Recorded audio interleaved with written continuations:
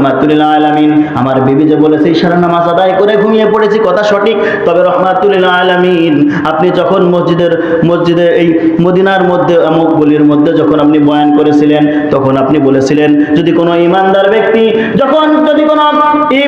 ব্যক্তি ঈমানওয়ালা ব্যক্তি 3 বার সূরা ইখলাস তেলাওয়াত করে, তার আমল নামায় 1 খতম কোরআনের সওয়াব দেওয়া হয়। আমরা জানি কি জানি না? কবরের পাশে দাঁড় হই আমরা প্রথম সূরা ইখলাস 3 বার পড়ি। রহমাতুল্লাহ বলেন, হ্যাঁ আমি বলেছিলাম। ইয়া রাসূলুল্লাহ, ইয়া হাবিবাল্লাহ, আমি নামাজ আদায় করে সূরা ইখলাস 3 বার তেলাওয়াত করে আমি বিছনার মধ্যে গিয়েছি। তার আমল নামায় খতম হয় নাই? ইয়া রাসূলুল্লাহ, ইয়া হাবিবাল্লাহ, দ্বিতীয় কথা হলো, আপনি আমার শর্ত ছিল তাহাজ্জুদের নামাজ আদায় করা, নফল নামাজ আদায় করা।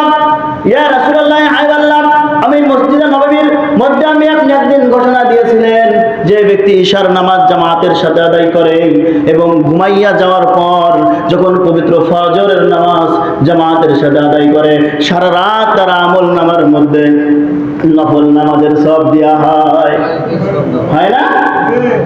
তাহলে আপনি বলেন তাহাজ্জুদের নামাজ কি মিস গেছে? গেছে মিস তো যায় নাই। ইয়া রাসূলুল্লাহ, আমার 3 নাম্বার কথাটা শুনেন।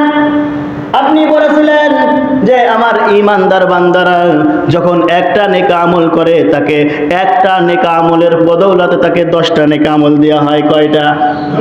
10টা। রমজান মাসের রোজা কয়টা?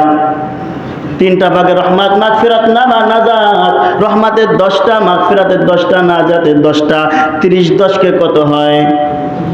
300 হয় কি হয় না? বাকি থাকলো কয় দিন? 65 দিন বাকি থাকলো কি থাকলো না?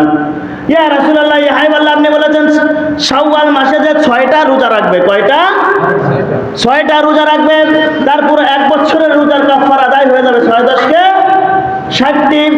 তাহলে 360টি হয়েছে কি হয় নাই?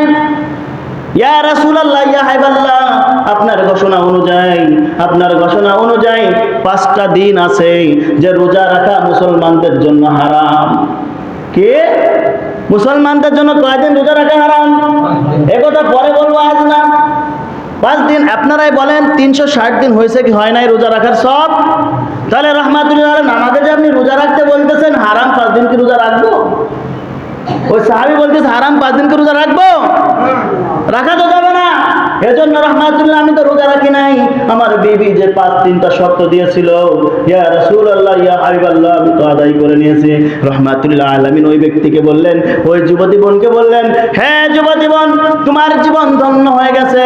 হাসরের ময়দানে তুমি তোমার স্বামীকে নিয়ে দাঁড়া হইবা। শুধু তাই নয়, তোমার স্ত্রীকে নিয়ে তুমি জান্নাতের মধ্যেও একই সাথে থাকবা।